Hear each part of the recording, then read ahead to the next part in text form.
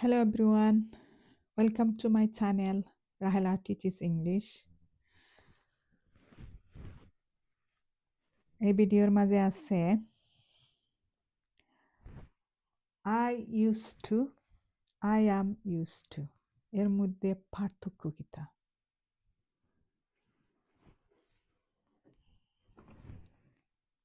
I used to হইল গিয়ারি অতীতের কথা হয়। আগে আমি একটা করতাম, এখন আমি একটা করি না। ওটা বুঝাইবার দায় ব্যবহার করা হয় I used to। Base form verb ব্যবহার করা হয় I used to এর সাথে, মানে B1। এক্সাম্পল হইল গিয়ারি I used to drink coffee। আগে অতীতে আমি কফি পান করতাম, এখন পান করি না। I used to smoke। আগে আমি ধূমপান করতাম, এখন আমি করি না।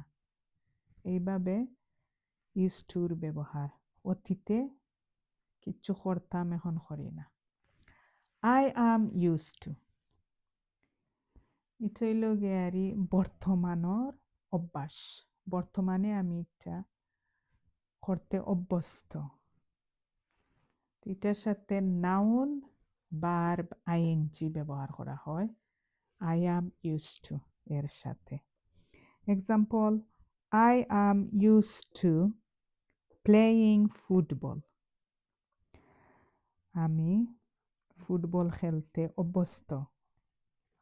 ফুটবল খেলা আমার এখন অভ্যাস। I am used to cars। আমি গাড়ির সাথে অভ্যস্ত।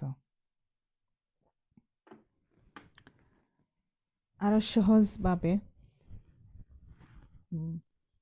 বুঝাই আমি এক্সাম্পল দিয়া।